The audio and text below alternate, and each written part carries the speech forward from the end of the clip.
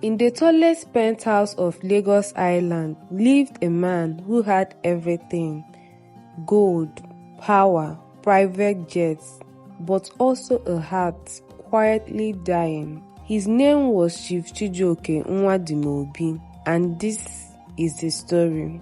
Chief Chijioke stood alone on the balcony in a dark sleek robe, feeling the early morning breeze stir his thinning hair. He pressed a hand to his chest, where the pain had started to bloom more often. The doctors had been clear. "Your heart is failing, sir. 6 months at best." The word echoed every time he tried to sleep. He had spent a lifetime gathering estates, companies, cars, influence, but none of it could hold his hand now. What pained him more than death was emptiness. No wife, no child, no one waiting for him at the end. He turned and saw Amara through the glass doors, bending to dust the marble stairs. She was young, barely 24, quiet, polite, never looked him in the eye for too long. She reminded him of something he didn't have word for, a simpler feeling he had buried under all his power. Amara Okonkwo had been working for Chief Chijioke for almost 3 years now. Her mother had cleaned this penthouse before illness took her strength. When Mama could no longer climb the stairs, Amara took her place. At first, she did not try to think much about the man she worked for. He was beyond her word, beyond her reach. He was a legend whispered about in markets and salons. He was rumored to own oil blocks, shipping lines, and half of Banana Island. But in the quiet mornings when she came to set down his tea, she sometimes caught a glimpse of his eyes, and they looked so lonely. One evening, after the sun had melted into the lagoon, she was folding his shirt when he called her softly, "Amara, would you sit with me for a moment?" Her heart stumbled. She turned, clutching the fresh linen against her chest. "Sir, just sit, Amara, please." She obeyed, perching on the edge of the chair, head bowed. His voice was steady, but something in it trembled. "I'm dying, and I don't have many regrets, but there is one thing I have never had." She lifted her gaze slightly. "What is it, sir?" "To be touched by someone who does not want anything from me. Not money, not status. Just to see me for who I am." Her breath caught in her throat. He looked at her with eyes that were more human than powerful. "I am asking something selfish. Will you spend a night with me? As a man, not a billionaire." The room felt too small for the words. Amara's heart trampled so hard she thought he could hear it. She stood up abruptly and fled, nearly tripping over the corner of the rug. In the staff quarters, she pressed her hands over her face, fighting tears. That night, she lay awake. Her mother's hospital bills had been paid by Chief Chijioke. When her landlord threatened eviction, it was Chief's accountant who sent money quietly. Not once had he asked for anything in return. Now he was asking, not like a boss, but like a man afraid to die alone. Her mind tangled in guilt, fear, pity, and something she couldn't name. By dawn, she made her decision. She returned to his suite, dressed in a simple white cotton dress. Her hands trembled as she knocked. The door swung open. He stood there in a robe, looking surprised and afraid. She swallowed hard. "I'll stay tonight, but please, be gentle with me." His eyes softened. I promise, Amara, I would never hurt you. The hours that followed were slow, tender.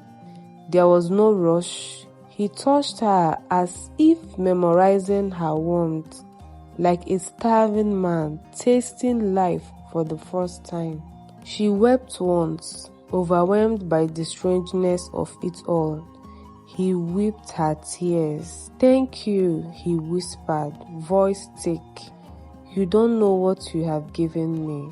In the pale dawn night, she found herself laying in his arms. Neither of them moved to break the silence. She thought she would feel shame, but there was none, only an ache in her heart, because she knew she had given a part of herself that could never return to the quiet simplicity again. 3 days later, Chief Chijioke's entitled nephew Obinna arrived, unannounced.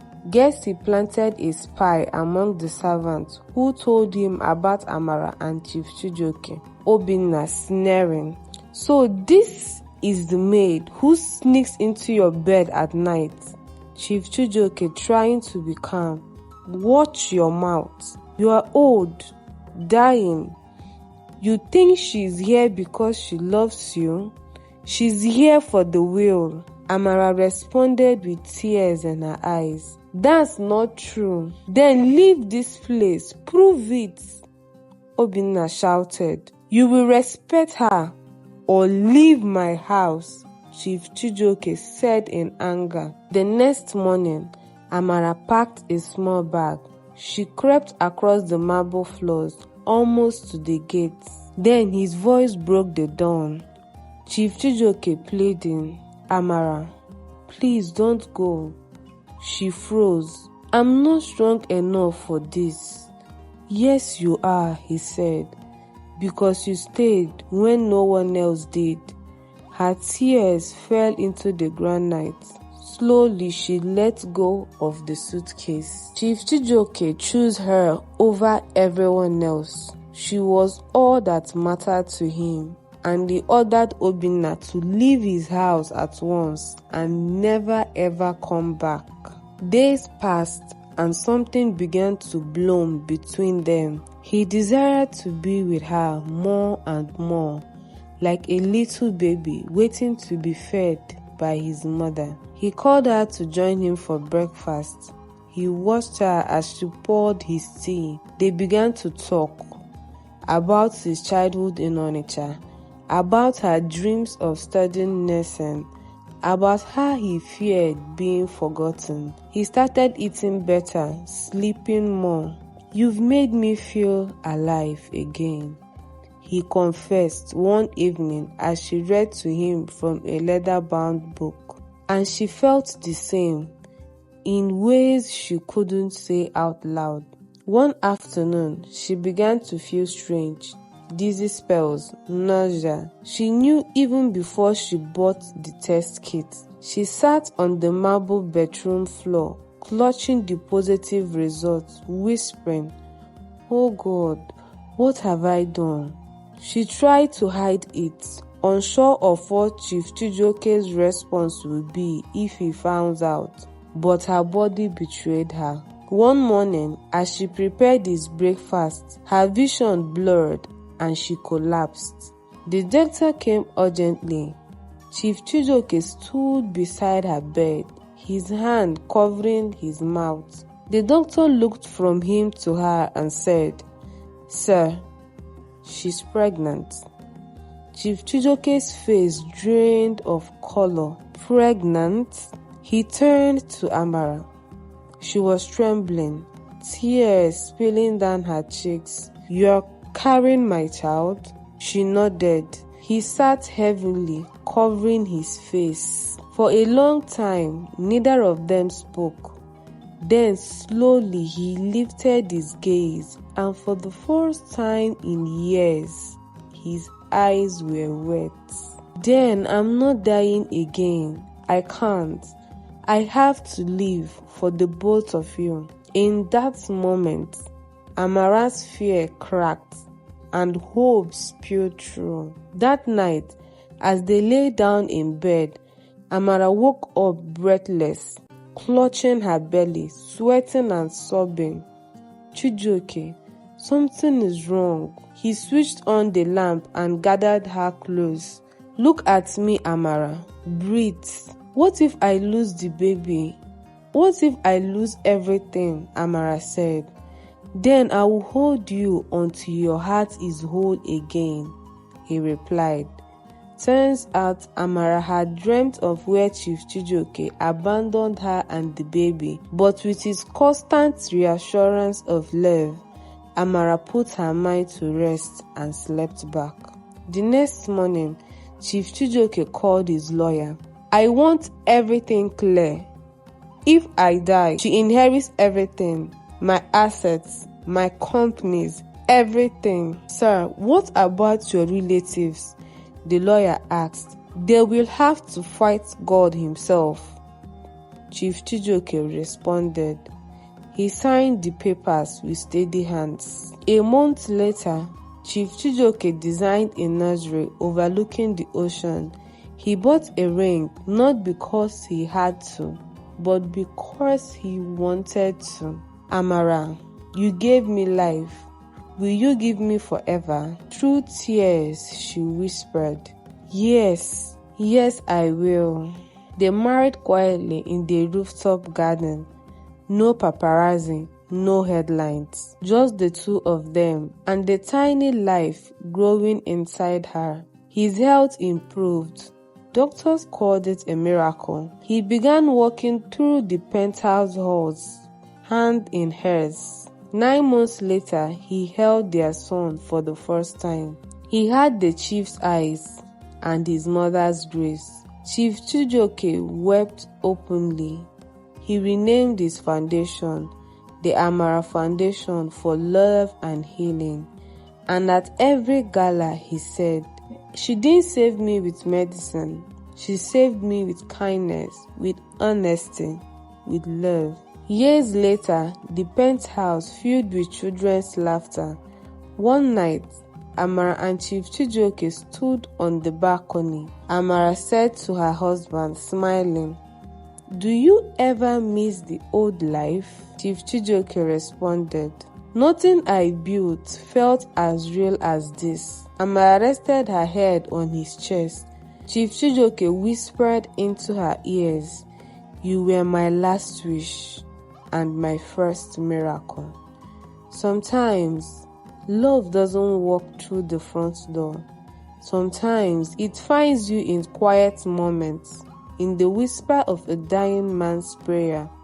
But if it's real, it can heal what medicine cannot. Because the richest thing in life is love that sees past what you are and chooses you anyway. If you enjoyed watching this story, don't forget to like, subscribe and share it. Your support keeps these tales alive. If you enjoyed watching this story, don't forget to like, subscribe and share it. Your support keeps these tales alive. If you enjoyed watching this story, don't forget to like, subscribe and share it. Your support keeps these tales alive. If you enjoyed watching this story, don't forget to like, subscribe and share it. Your support keeps these tales alive. If you enjoyed watching this story, don't forget to like, subscribe and share it. Your support keeps these tales alive. If you enjoyed watching this story, don't forget to like, subscribe and share it.